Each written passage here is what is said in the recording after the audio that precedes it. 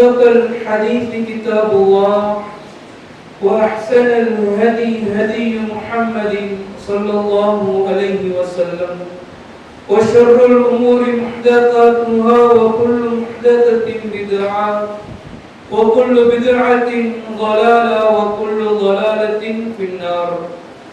اللهم صل على محمد وعلى آل محمد كما صليت على إبراهيم وعلى آل إبراهيم إنك حميد مجيد. اللهم بارك على محمد وعلى آل محمد كما باركت على إبراهيم وعلى آل إبراهيم إنك حميد مجيد. சூரியன் உதிக்கின்ற நாட்களிலே சிறந்த நாளான ஜும்ஆவுடைய தினத்தில் அல்லாஹ்விற்கு செலுத்த வேண்டிய கடமையான வணக்கத்தை நிறைவேற்றுவதற்காக நாம் அனைவரும் அவனுடைய ஆலயத்திலே ஒன்று கூடி இருக்கின்றோம்.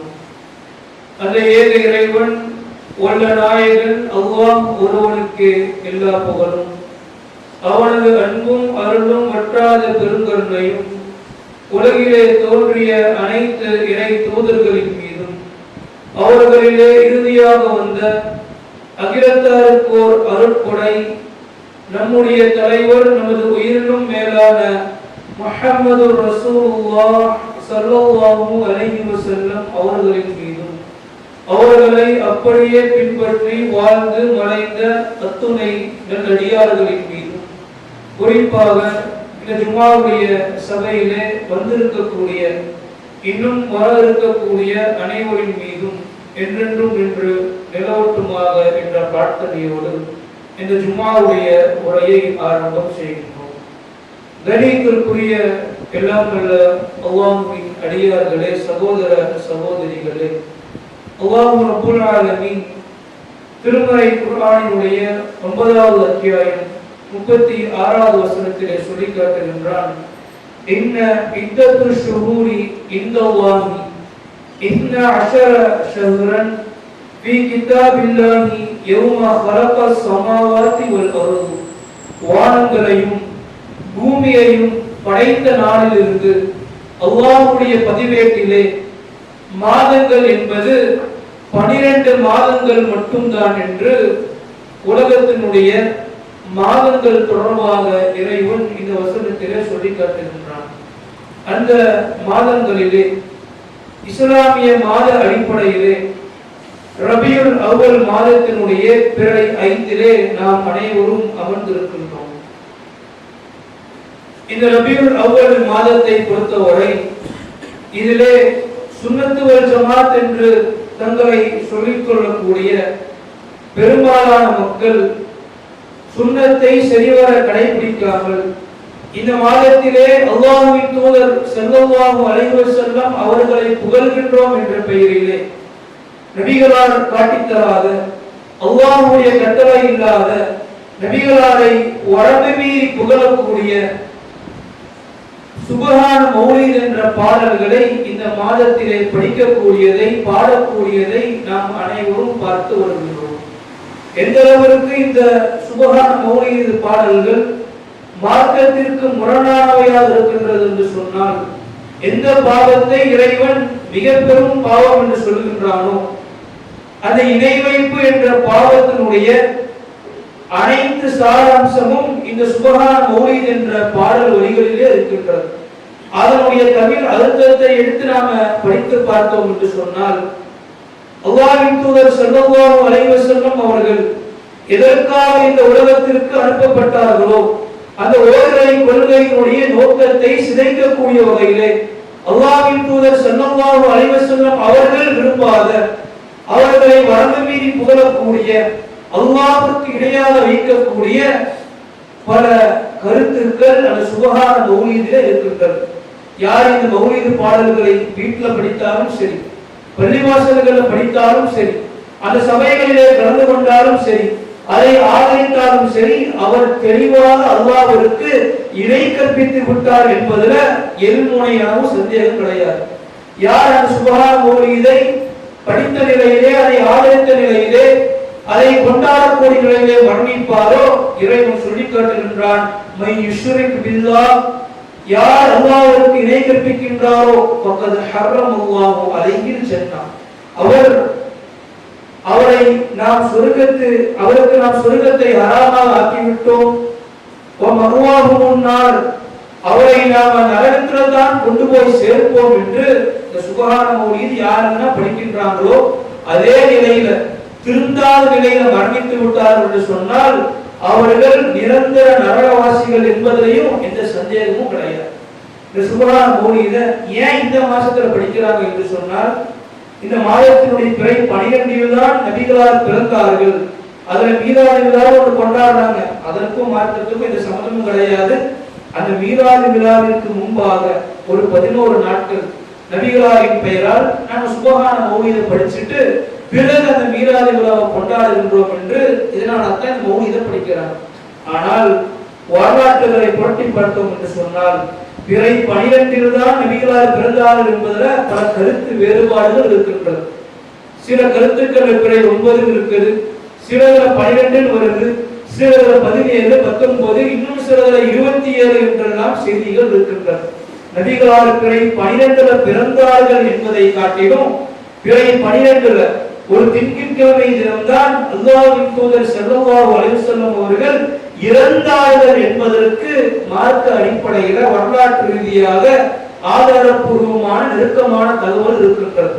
அந்த பிறை 12 திங்கட்கிழமை ரபியுல் அவ்வல் மாதம் நபிகளார் இறந்தார்களே, அந்த இறந்த அந்த தினமாக இருந்தாலும் சரி, அதற்கு முன்பாக நபிகளார் இந்த உலகத்திலே கழித்த அந்த இறுதி நாட்களாக இருந்தாலும் சரி, முஸ்லிம்களாகிய நமக்கு இந்த உலக மக்களுக்கு பல முன்மாதிரிகளை தரக்கூடியதாக இருக்கின்றது. அதை கருத்துல கொண்டுதான் இந்த ஜும்மாவுடைய தினத்துல சுருக்கமாக நபிகளாருடைய இறுதி நாட்களும் அது நமக்கு தரக்கூடிய படிப்பனைகளை குறித்தும் பார்க்க இருக்கின்றோம். அல்லாஹ்வின் தூதர் ஸல்லல்லாஹு அலைஹி வஸல்லம் அவர்கள் இவங்க எப்பேற்பட்ட ஒரு மனிதராக இந்த உலகத்தில் வாழ்கின்றார்கள் என்று சொன்னால் ரொம்ப திடகாத்திரமான வீரமிக்க மனிதராக வாழ்கின்றார்கள். நபிகள் நாயகம் ஸல்லல்லாஹு அலைஹி வஸல்லம் அவர்கள் தங்களுடைய மரணத்திற்கு ஒரு 4, 5 அல்லது 5 நாட்களுக்கு முன்பாகத்தான் உடல்நிலை சற்று குண்டி அந்த திடகாத்திரம் எல்லாம் கம்மியாகி நபிகளார் மரணத்தை தழுவுகின்றார்கள். அதற்கு முன்பாக எப்பேற்பட்ட வலிமையோடு இந்த உலகத்தில் வாழ்ந்தார்கள் என்று சொன்னால், அல்லாஹ்வின் தூதர் ஸல்லல்லாஹு அலைஹி வஸல்லம் அவருடைய வீரம் தொடர்பாக வலிமை தொடர்பாக சஹாபா பெருமக்கள் பதிவு செய்வார்கள். நபிகளார் தன்னுடைய 53 வயதிலிருந்து 63 வயதுக்குள்ள அந்த 10 ஆண்டுகள் தான் 19 போர்க்களத்தை சந்தித்தார்கள். அந்த போர்க்களங்களிலே நபிகள் நாயகம் ஸல்லல்லாஹு அலைஹி வஸல்லம் அவர்கள் படை தளபதியாக எல்லா போர்க்களத்திலும் இருந்திருக்கின்றார்கள். சஹாபாக்கள் சொல்லுவார்கள், நபிகளாரை ஒரு அரணாக பயன்படுத்தி கொண்டு அவர்களுக்கு பின்னால் இருந்து நாங்கள் போர் செய்வோம் என்று நபிகளாரை பற்றி சஹாபாக்கள் பேசுவார்கள். எப்பேற்பட்ட வலிமை இருந்திருக்கும். 53 வயசுக்கு பிறகு போர்க்களம் என்று சொன்னால், அதுவும் படை தளபதியாக எல்லா சஹாபாக்களுக்கும் பாதுகாப்பாக அரணாக நபிகளார் இருந்திருப்பார் என்று சொன்னால் மிகப்பெரிய வீரத்தோடு தான் நபிகளார் அந்த வயதில் வாழ்ந்திருக்கின்றார்கள். மதீனாவுடைய அந்த நகரிலே ஒரு அதிகாலை நேரம் சற்று தொலைவிலே மிகப்பெரிய சப்தம் இருக்கின்றது. அல்லாஹ்வின் தூதர் ஸல்லல்லாஹு அலைஹி வஸல்லம் அவர்களை மக்கள் எல்லாம் தேடுகின்றாங்க. ஒரு பதற்றத்துல திடீர்னு தூரத்துல இருந்து பார்க்கிறாங்க, நபிகள் நாயகம் ஸல்லல்லாஹு அலைஹி வஸல்லம் அவர்கள் அபூ தல்ஹா அவர்களுடைய குதிரையில அப்படியே வருகின்றார்கள். ஒரு வாளை குதிரையில மாட்டிக்கொண்டு தன்னுடைய கழுத்துல மாட்டிக்கொண்டு எந்த குதிரையில வருகின்றார் என்று சொன்னால், சேணம் பூட்டப்படாத பிடிப்பதற்கு கடிவாளம் இல்லாத குதிரையில வருகின்றார். பொதுவாக குதிரை எடுத்துக்கொண்டோம்னா சேணம் பூட்டப்படாத, உட்கார்வதற்கு வசதி இல்லாத, பிடிப்பதற்கு கடிவாளம் இல்லாத குதிரையில யாராலும் பயணிக்க முடியாது. அவ்வளவு இலகுவாக பயிற்சி இல்லாம பயணிக்க முடியாது. பயிற்சி இருந்தாலும் கூட ஒரு கட்டத்தில் அந்த குதிரை நம்மை தள்ளி விட்டுரும். ஆனா நபிகள் நாயகம் ஸல்லல்லாஹு அலைஹி வஸல்லம் அவர்கள் சேணம் பூட்டப்படாத, உட்கார்வதற்கு வசதி இல்லாத, பிடிப்பதற்கு கடிவாளம் இல்லாத ஒரு குதிரையில எந்த அளவுக்கு வந்தாங்க என்று சொன்னால், அவர்களை நாங்கள் வஜஅல்நாஹு பஹரா, கடல் அலைகளை போல பெற்றுக்கொண்டோம். அப்படியே கடல் அலை போல மேலும் கீழுமாக நபிகளார் குதிரையில மிக அழகாக வேகமாக பயணித்து வந்தார்கள். வந்துவிட்டு நபிகளார், அங்க எந்த பிரச்சனையும் கிடையாது. உங்களுக்கு எந்த ஆபத்தும் கிடையாது என்று சஹாபா பெருமக்களுக்கு அறிவிப்பு செய்வார் என்று சொன்னால், ஒரு வீரமாக திடகாத்திரமாக ஒரு வலிமையோடு நபிகள் நாயகம் ஸல்லல்லாஹு அலைஹி வஸல்லம் அவர்கள் அந்த உலகத்தில் வாழ்ந்து வந்தார். ஆனால் அவங்க இறுதி நாட்கள் அப்படி இருக்கல. மிக கடுமையாக, இவ்வளவு வலிமையோடு இருந்தவர்கள் மிக கடுமையாக உடல் பாதிப்படைந்து மரணத்தை தழுவினார்கள். அந்த மரணத்திற்கு முன்பாக அல்லாஹ் ரப்பல் ஆலமீன் சில அறிகுறிகளை எல்லாம் நபிகளாருக்கு காட்டுகின்றான், சில முன்னறிவிப்புகளை செய்கின்றான். அது தொடர்பாக ஏராளமான செய்திகள் ஹதீஸ்களில் கொட்டி கிடக்கின்றன. பொதுவாக ரமலானுடைய மாதம் வந்துவிட்டது என்று சொன்னால் ஜிப்ரீல் அலைஹிஸ்ஸலாம் அவர்கள் நபிகளாரிடத்தில் வருவார்கள். அதுவரை திருமறை குர்ஆன் எங்க அருளப்பட்டிருக்கின்றதோ அதுவரை ஓதி காட்டிட்டு போயிடுவாங்க. நபிகளார் ஹிஜ்ரி 11 அந்த வருடத்தில் மரணிக்கின்றார்கள்.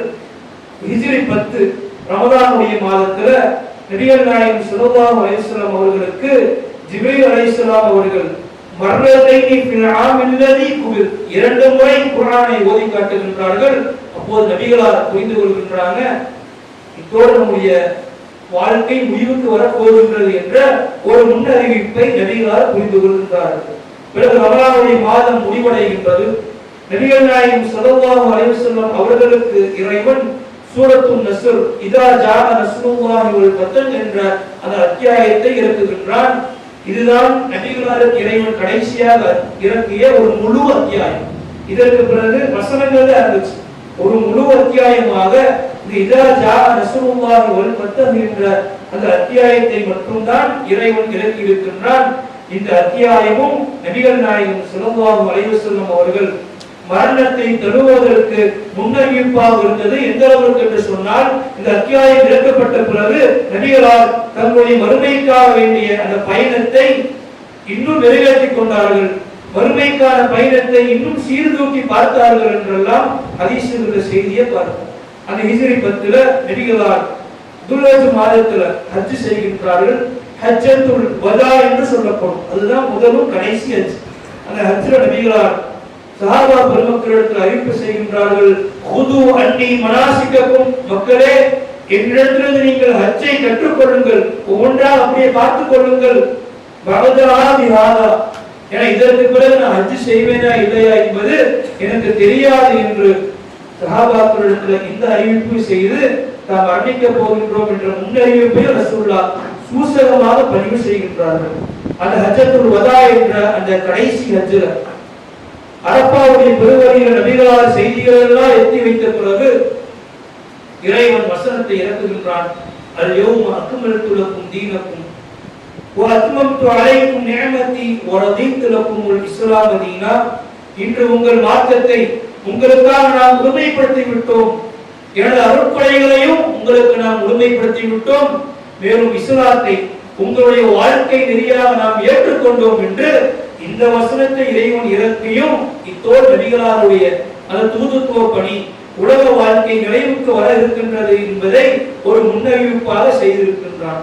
இதற்கு பிறகு நபிகள் நாயகம் ஸல்லல்லாஹு அலைஹி வஸல்லம் அவர்கள் முஆத் இப்னு ஜபல் ரலியல்லாஹு அன்ஹு அவர்களோடு அவர்களை குதிரையின் மேலே ஏறி அமர்த்திட்டு நபிகளார் கீழே அப்படியே பயணித்து வருகின்றார்கள்.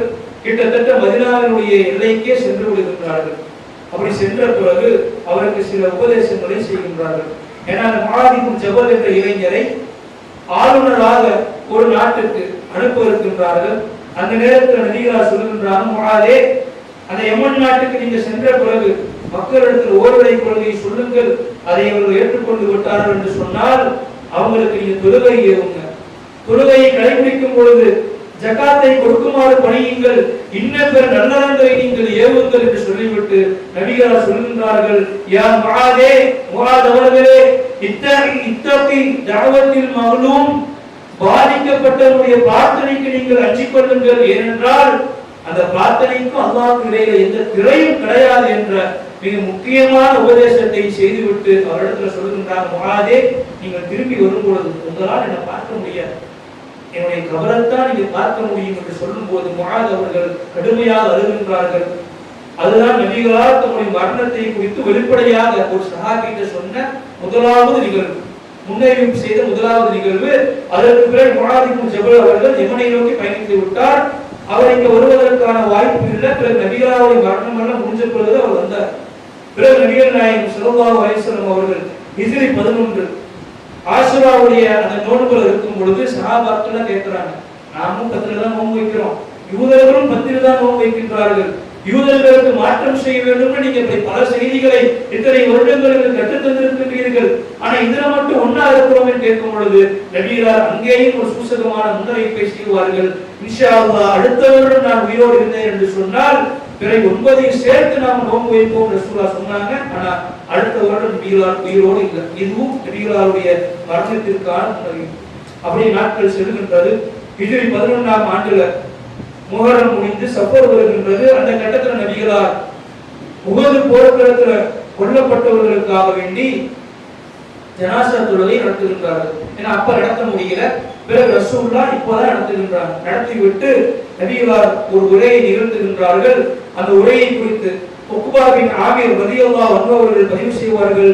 கல் முவத்தினில் லில் அஹ்யாஹி வல் அம்வாதி, உயிரோடு இருந்தவர்களிடத்திலிருந்தும் மரணித்தவர்களிடத்திலிருந்தும் விடைபெற்று செல்வதை போல அந்த உரை இருந்தது. ஏன்னா நபிகளார் சொன்னார்கள், சும்ம தரல மிம்பரின் மீது ஏறியவர்களாக இன்னி பைன ஐதீக்கும் ஃபரத், நிச்சயமாக நான் உங்களுக்காக வேண்டி காத்திருப்பேன், நான் உங்களுக்கு சாட்சியாக இருப்பேன், நாளை மறுமை நாள்ல எனக்காக வாக்களிக்கப்பட்ட ஹவுதுல் கௌசர் என்ற கௌசர் தடாகத்துக்கு அருகிலே உங்களுக்கெல்லாம் நீர் புகட்டுவதற்காக வேண்டி நான் இருப்பேன், இதோ அந்த தடாகத்தை இங்கே இருந்தே நான் பார்க்கின்றேன் என்று தாங்கள் விடைபெறப் போவதை நபிகளார் சூசகமாக உணர்த்துகின்றார்கள். உணர்த்தி பிறகு சொல்றாங்க, என்னுடைய மரணத்திற்கு பிறகு நீங்கள் இணை வைத்தீர்கள் என்று கவலைப்படலாம், ஆனால் இந்த உலகத்தினுடைய செல்வங்களுக்காக பதவிகளுக்காக நீங்கள் ஒருவர் மற்றவரோடு போட்டியிட்டுக் கொள்வீர்கள் என்று நான் பயப்படுகின்றேன் என்று நபிகளார் சொல்லும் பொழுது உக்வாவின் ஆமீர் அலி அவர்கள் நபிகளாரையே பார்த்துக் கொண்டிருக்கின்றார்கள். அது தொடர்பாக அவர் சொல்வார், இதுதான் நான் நபிகளாரை உயிரோடு பார்த்த கடைசி தருணம் என்று சொல்வார். இதற்கு பிறகு நபிகளார் பிறை 12 மரணிக்கின்றார்கள், திங்கட்கிழமை. அதற்கு முன்பாக ஞாயிறு, சனி, வெள்ளி, வியாழன், புதன்கிழமை ஒரு ஜனாசா தொழுகையில நபிகளார் பங்கெடுக்கின்றார்கள். ஒரு சஹாபியுடைய ஜனாசா. அந்த ஜனாசா தொழுகை அந்த உரையெல்லாம் முடிந்த பிறகு நபிகளாருக்கு லேசாக ஒரு தலைவலி ஏற்படுகின்றது. அப்படியே அந்த மையவாடியிலிருந்து வரும் பொழுதே நபிகளாருக்கு தலைவலி மிக கடுமையாக ஆகின்றது. அந்த தலைவலியின் காரணமாக நபிகளார் அப்படியே நிலைகுலைந்து இருக்கின்றார்கள். நபிகள் நாயகம் ஸல்லல்லாஹு அலைஹி வஸல்லம் அவர்களால் நகர முடியவில்லை. அந்த சூழலிலே நபிகளார் யாருடைய வீட்டில் இருப்பது என்று மைமுனா ரலியல்லாஹு அன்ஹா அவங்களுடைய வீட்டில் வச்சு ஒரு முடிவு எட்டப்படுகின்றது. அப்போது மனைவியெல்லாம் சேர்ந்து நபிகளாருக்கு ஆயிஷா ரலியல்லாஹு அன்ஹா அவங்க வீட்டில் இருப்பதுதான் விருப்பம், அதனால நம்ம அங்கேயே இருக்க வச்சிடலாம் என்ற ஒரு முடிவை சொல்றாங்க. அந்த அடிப்படையில் நபிகளாரை 2 சஹாபா பெருமக்கள் கைத்தாங்களாக நபிகளாருடைய காலுடைய பெருவிரல் தரையில கோடிட்டுக் கொண்டே ஆயிஷா ரலியல்லாஹு அன்ஹா அவங்க வீட்டுக்கு நபிகளார் அழைத்து செல்லப்படுகின்றார்கள். அங்கே நபிகளார் கடுமையான ஒரு மயக்கத்தில் இருக்கும் பொழுது நபிகளாருக்கு மருந்து ஊட்டப்படுகின்றது. எப்பேற்பட்ட நகைச்சுவை உணர்வு ரசூலுல்லாஹ் பாருங்க. அந்த மருந்தை ஊட்டும் பொழுது ரசூலுல்லாஹ் வேண்டாம் வேண்டாம் கடுமையாக மறுக்கின்றார்கள். இருந்தாலும் எல்லாரும் ஒரு நோயாளி அப்படிதான் சொல்லுவாரு, மருந்து கசப்பா இருக்கு வேண்டாம்னு சொல்லுவாரு என்று நபிகளாரை வற்புறுத்தி அந்த மருந்தை ஊட்டி விடுகின்றார்கள். சற்று மயக்கம் நபிகளாருக்கு தெரிகின்றது.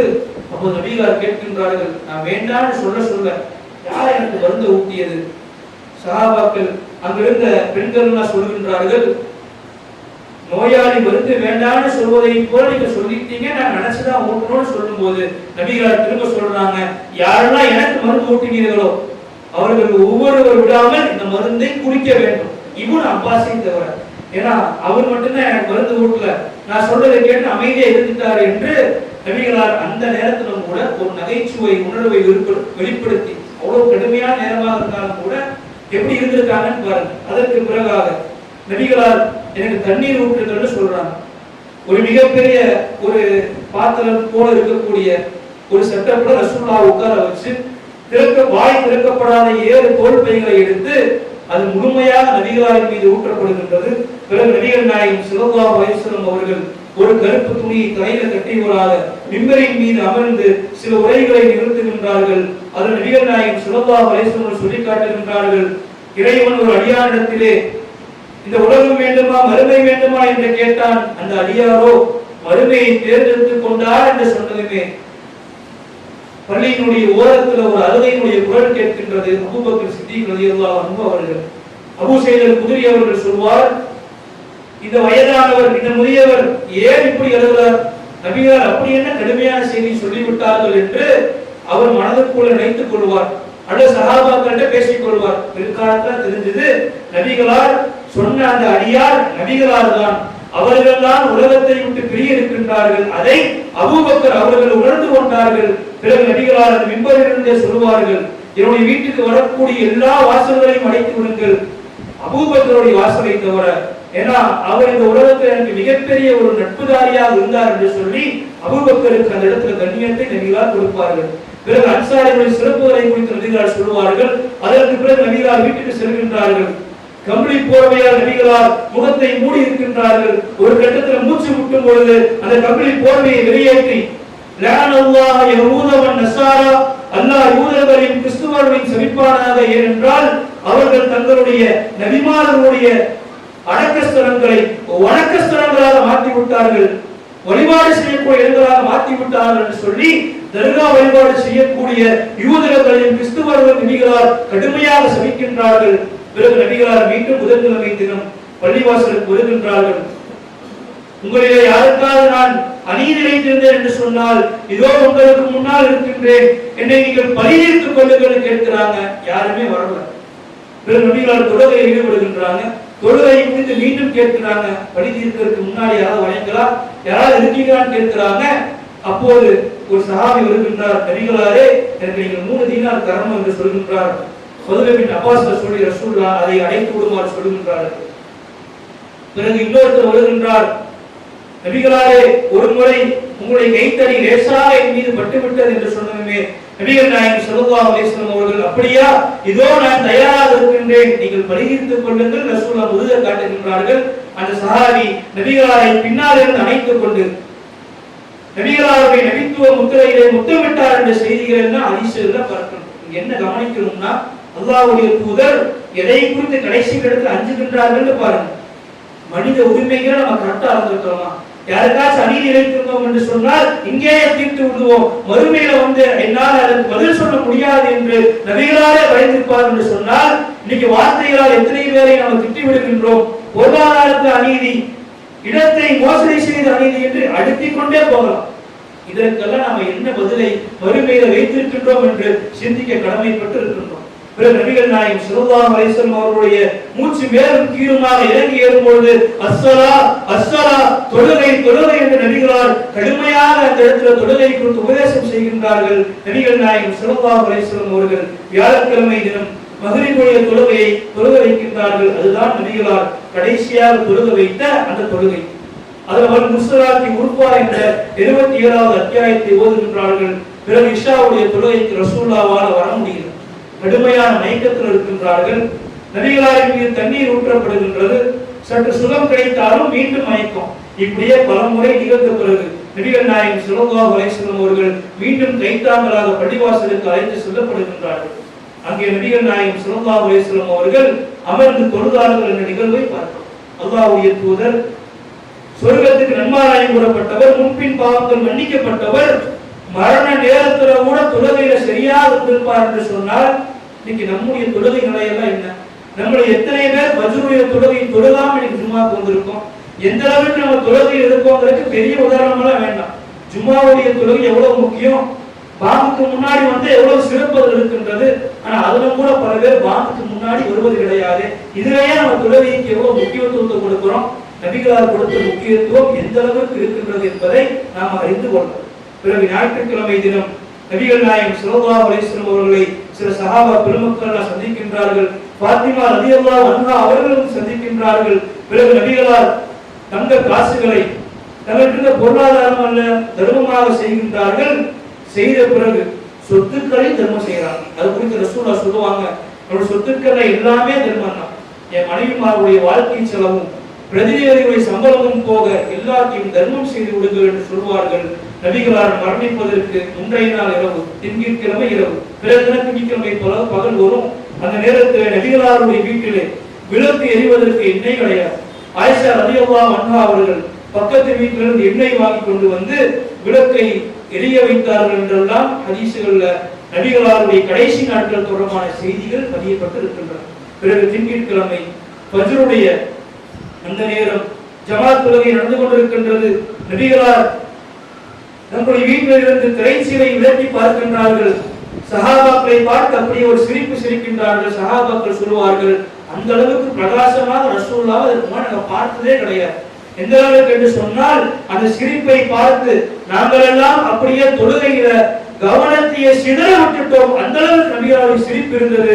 அபூபக்கர் சித்திக் அவர்கள் நபிகளார் தொழுக வைப்பதற்கு தான் வருகின்றார்கள் என்று நினைத்து முஸல்லாவிலிருந்து தாம் தொழக்கூடிய அந்த இடத்திலிருந்து பின்னால் வர முயற்சிக்கின்றார்கள். நபிகளார் வேண்டாம், நீங்க தொழுகையை கண்டினியூ பண்ணுங்க செய்கை செய்துட்டு ஸ்கிரீன் அப்படியே போட்டுறாங்க. அதுதான் சஹாபாக்கள் நபிகளாரை உயிரோடு பார்த்த கடைசி தருணம்.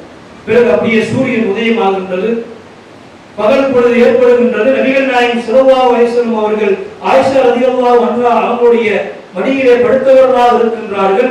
அந்த நேரத்திலே அப்துர் ரஹ்மான் ரலியல்லாஹு அன்ஹு அவர்கள் நபிகளாரை பார்ப்பதற்காக வருகின்றார்கள். இவர் ஆயிஷா ரலியல்லாஹு அன்ஹா அவருடைய சகோதரர். கையில ஒரு மிஸ்வாக் வச்சிருக்காரு. அதை ரசூலுல்லாஹ் பார்க்கறாங்க. பார்த்ததை ஆயிஷா ரலியல்லாஹு அன்ஹா அவர்களும் பார்க்கின்றாங்க. பார்த்து விட்டு நபிகளாரை கேட்கின்றாங்க, அல்லாஹ்வின் தூதரே படுத்துறக்க நினைக்கின்றீர்களான்னு கேட்கும் பொழுது ஆமான்னு ரசூலுல்லாஹ் செய்கை செய்கின்றாங்க. அந்த மிஸ்வாக் குச்சியை வாங்கி ரசூலுல்லாஹ்ட்ட கொடுக்கின்றார்கள். நபிகளாரால் படுத்துறக்க முடியல, அது ரொம்ப கடுமையாக இருக்கின்றது. உடனே ஆயிஷா ரலியல்லாஹு அன்ஹா அவர்கள் அதை புரிந்து கொண்டு அந்த மிஸ்வாக்கை வாங்கி தன்னுடைய பற்களால் அதை கடித்து லேசாக ஆக்கி அதை நபிகளாருக்கு கொடுக்கின்றார்கள். பிற்காலத்தில் ஆயிஷா ரலியல்லாஹு அன்ஹா அவர்கள் பதிவு செய்வார்கள், நபிகளாருடைய மரண நேரத்திலே நபிகளாருடைய உயிர்நீரோடு என்னுடைய உயிர்நீர் கலந்ததை மிகப்பெரிய அருட்கொடையாக நான் பார்க்கின்றேன் என்று பதிவு செய்வார்கள். எப்பேற்பட்ட ஒரு அண்டர்ஸ்டாண்டிங்னு பாருங்க. இன்னைக்கு கணவன் வீட்டுக்குள்ள வந்தாரு வைங்களேன், அவர் என்ன நினைக்கிறாருங்கிறது மனைவிக்கு தெரியாது, அது மனைவிக்கு என்ன தேவைங்கிறது கணவனுக்கு தெரியாது. ஆனா இந்த சூழல் எப்படி, மரண நேரம் செய்கையிலே கணவர் என்ன நினைக்கிறார் என்று மனைவி புரிந்து கொள்வார் என்று சொன்னால் மனைவி எப்படிப்பட்ட அண்டர்ஸ்டாண்டிங்கோடு இருந்திருப்பாங்க. இவ்வளவு அண்டர்ஸ்டாண்டிங் மனைவிக்கு இருக்கும் என்று சொன்னால் கணவர் எப்படி மனைவி இடத்தில் நடந்திருப்பார். அதை கூட ரசூலுல்லாஹ் பாடமாக அந்த மரண நேரத்தில் நமக்கு நடத்தி இருக்கின்றார்கள். பிறகு நபிகள் நாயகம் ஸல்லல்லாஹு அலைஹி வஸல்லம் அவர்கள் ஓதுகின்றார்கள், "வமை யுத்தில்லாஹ வ ரசூல்", யார் அல்லாஹ்வுக்கும் அவருடைய தூதருக்கும் கட்டுப்பட்டு நடப்பாரோ, ஃபஉலாயிக மஅல்லதீன அன்அமல்லாஹு அலைஹிம், அவர்கள்தான் அல்லாஹ்வுடைய அருள் பெற்ற மினன் நபியீன நபிமார்களோடு, வ சித்தீகீன உண்மையாளர்களோடு, வ ஷுஹதாஇ உயிர் தியாகிகளோடு, வ ஸாலிஹீன் நல்லவர்களோடு இருப்பார்கள், வ ஹஸுன உலாயிக ரஃபீகா அவர்கள்தான் சிறந்த தோழர்கள் என்று நபிகளார் அப்படியே முன்மொழிகின்றார்கள். ஆயிஷா ரலியல்லாஹு அன்ஹா அவர்கள் இதை கேட்ட உடனேயே நபிகளார் மரணிக்க போகின்றார்கள் என்பதை நான் உணர்ந்து கொண்டேன் என்று பிற்காலத்துல இந்த செய்தியும் ஆயிஷா ரலியல்லாஹு அன்ஹா அவர்கள் சொல்லி காட்டுவார்கள். பிறகு நபிகளார் அல்லாஹும்ம மக்ஃபிர்லி அல்லாஹும்ம மக்ஃபிர்லி, இறைவா என்னுடைய பாவத்தை மன்னிப்பாயாக என்று கேட்டுவிட்டு அருகிலே இருந்த நீரிலே கைகளை நினைத்துக் கொண்டு முகத்தை தடவுகின்றார்கள்.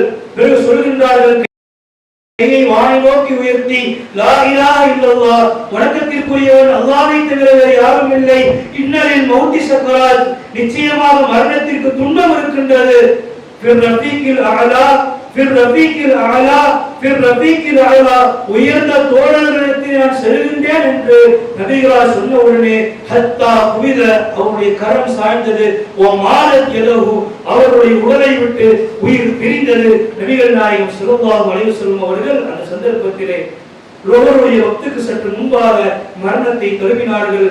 பாத்திமா ரலியல்லாஹு அன்ஹா அவர்கள் நபிகளார் மரணித்த உடனேயே, யா அபத்தா, என் அருமை தந்தையே, அஜாப ரப்பன் தா, உங்களுடைய இறைவனுடைய அழைப்பை நீங்கள் ஏற்றுக்கொண்டீர்களே, யா அபத்தா, என் அருமை தந்தையே, மன் ஜன்னத்துல் ஃபிர்தௌஸ் மஅவாஹு, உங்களுடைய அந்த சொர்க்கத்தை இருப்பிடமாக நீங்கள் ஆக்கிக் கொண்டீர்களே, யா அபத்தா, என் அருமை தந்தையே, அலா ஜிப்ரீல நன்றாம், ஜிப்ரீல் இடத்திலே உங்களை மரண செய்தி நாம் சொல்லுவோம் என்று சொல்லி துக்கம் தாங்காமல் பாத்திமா ரலியல்லாஹு அன்ஹா அவர்கள் இப்படி செய்திகள் எல்லாம் பதிவு செய்தாக இருக்கின்றது. இன்னும் ஏராளமான செய்திகள் நபிகளாருடைய அந்த மரண நேரத்தை குறித்து நாட்களை குறித்தெல்லாம் இருக்கின்றது. சுருக்கமாக சிலதை மட்டும் பதிவு செய்திருக்கின்றோம். நபிகளாருக்கே இப்பேற்பட்ட மரண நேரம் என்று சொன்னால் நம்முடைய மரண நேரம் இலகுவாக இருக்க வேண்டும் என்று சொன்னால் நபிகளார் காட்டி தந்த வழிமுறை அடிப்படையில இந்த உலகத்தில் வாழ்ந்து நபிகளார் மரணித்ததை போல நல்ல முறையில மரணிக்கக்கூடிய வாக்கியத்தை ரஹ்மான் உங்களுக்கும் எனக்கும் தந்தல் புரிவானாக என்ற பிரார்த்தனையோடு முதலாவது